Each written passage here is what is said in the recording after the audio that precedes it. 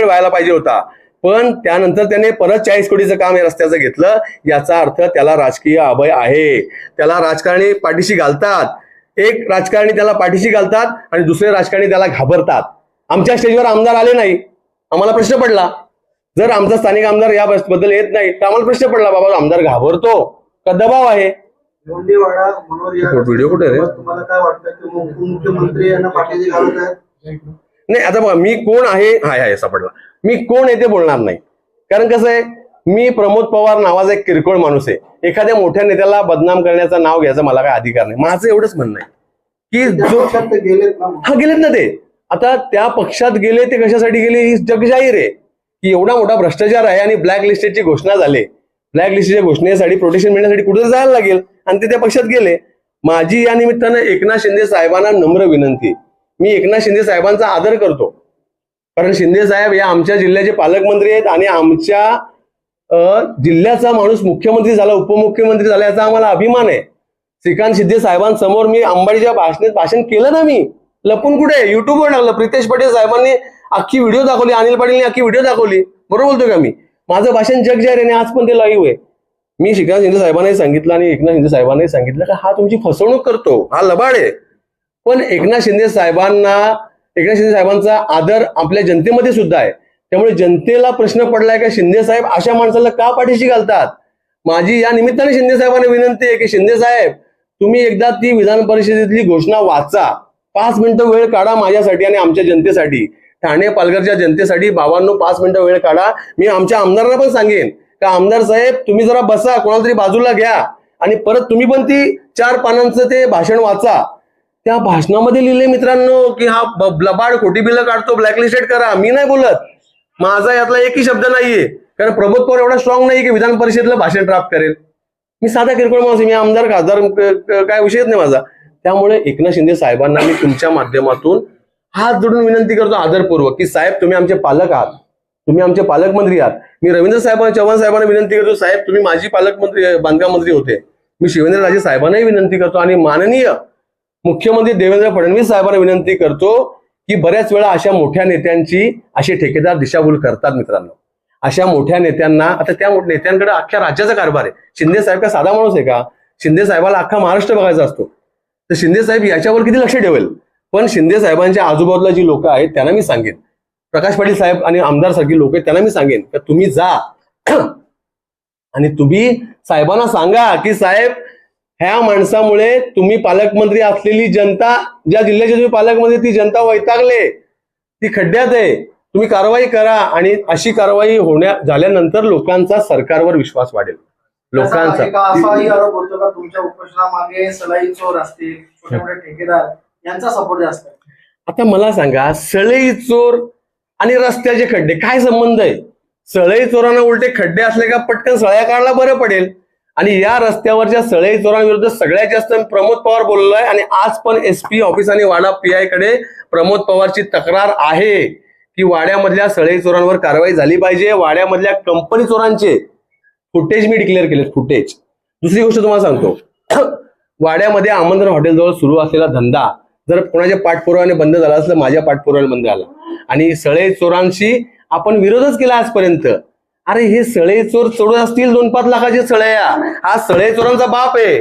त्यामुळे सळई चोर आणि याच्यात मला फरक वाटत नाही. सळई चोरांसारखाच मी याला गृहीत धरतो की हा फक्त काँग्रेसच्या आतल्या सळया चोरतो आणि ते ट्रक मधल्या सळया चोरतात. त्यामुळे हा पण एक प्रकारचा सळई चोर आहे. निलेश सांबरे यांनी वाडा भिवंडी मनोरस्त्यासाठी उपोषण केलं होतं. पालकमंत्री तेव्हाही 2018-17 मध्ये एकनाथ शिंदे होते. ते स्वतः ते उपोषण त्यांच्या शुभहस्ते सोडलं होतं. बरोबर.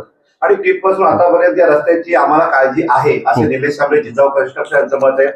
त्याच्यानंतर हर्षल गंधे यांचंही मत आहे की आम्ही काम चांगलं केलं. बालकृष्ण ठाकरे असतील, जिजाऊ ठेकेदार असतील, म्हणजे बैल कन्स्ट्रक्शन असतील, त्यांचं म्हणणं आहे की आम्ही चांगले कामं केलं म्हणून PWDच्या अधिकाऱ्यांनी आमची बिलं पास केली. मुद्दा असा आहे, तुमची बिलं पास कोणी केली तर त्यांच्याबद्दल आमचं काही चांगलं मत नाहीये. आमच्या तक्रारी वाचा. जेवढा लबाडीने काम करणारा ठेकेदार असतो तेवढाच लबाड PWDचा अधिकारी असतो. कारण जर PWDच्या अधिकाऱ्यांनी खोटे बिलांवर सही नाही केली तर यांच्यासारख्या चोरांना बिलं मिळणार नाही. आज इगल कन्स्ट्रक्शनला जे बिल एक्स्ट्रा, इगल इन्फ्राला जे पैसे एक्स्ट्रा मिळाले ते इगल इन्फ्राने यांच्या खिशातून हात काढून घेतलेत का? इगल इन्फ्रा एवढंच, यांना पैसे देणारे अधिकारी जबाबदार आहेत. आणि तुम्हाला परत सांगतो मी, हर्षद गंधे असेल, मयूर कंस्ट्रक्शन असेल, अंबवणे, सगळ्यांची नावं मी वारंवार घेतलीत, कोणालाही मी सोडलेलं नाहीये, तुम्हाला माहिती आहे, तुम्ही ऐकलंय. त्यामुळे आता जो बदमाश आहे, तो चोर आहे, त्याच्यावर आम्ही बोलणार, हे बोललेलं आमचं वाक्य. त्याप्रमाणे यांच्या बरोबरच आता इगल इन्फ्राने जे 100 कोटीचा घोटाळा केलाय, अधिकाऱ्यांकडनं आम्ही इतर पेपर मागवलेत, याच्यावर चौकशी समिती नेमण्यापर्यंत आम्ही पाठपुरावा करणार नाही. यांच्यावर फौजदारी गुन्हे दाखल होण्यासाठी, यांच्यावर FIR होण्यासाठी आम्ही तुमच्या माध्यमातून आपल्या परिसरातल्या वकिलांना आवाहन करतो की वकिलांनी आता या लढ्यामध्ये उतरायला पाहिजे, पारदर्शकपणे हा लढा लढला पाहिजे.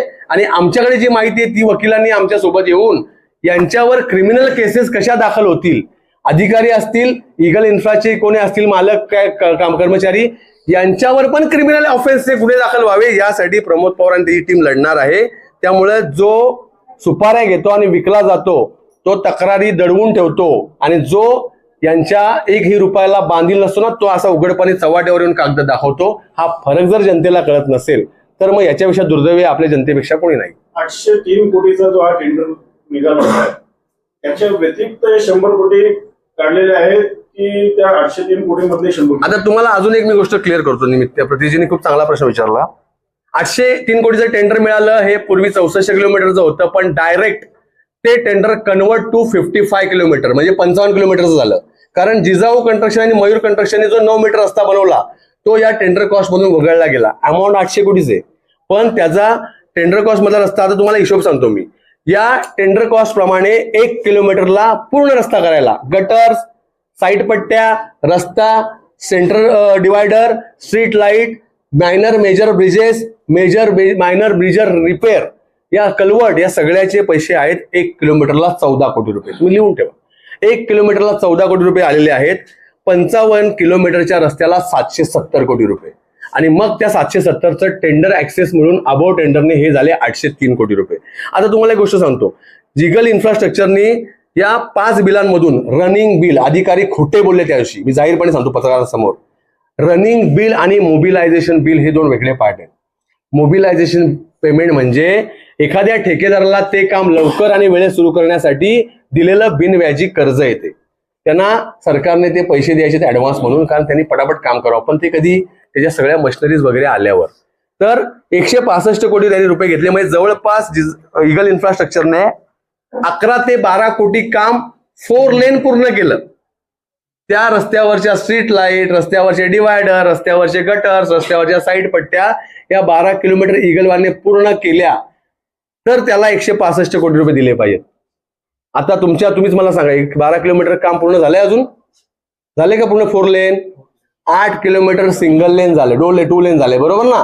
म्हणजे प्रत्यक्ष हा रस्ता 4 किलोमीटर कॉन्क्रीट झालेला आहे, आणि इतर 4-5 किलोमीटर इन प्रोग्रेस आहे. म्हणजे इगलने जर निगली विचार केला तर इगलने 14-5-70च पकडू आपण, 5 किलोमीटर 100% क्लिअरन्सचे 70 कोटी रुपये बिल घ्यायला पाहिजे होतं, पण इगलने घेतलेत 165 करोड. याचाच अर्थ त्याने जवळपास 95 ते 100 करोड रुपये एक्सेस घेतलेत. हे आम्ही लोकांसमोर आणलं, त्यांनी नाही आणलं. त्यामुळे इगल असो, टिगल असो, कोणाच्या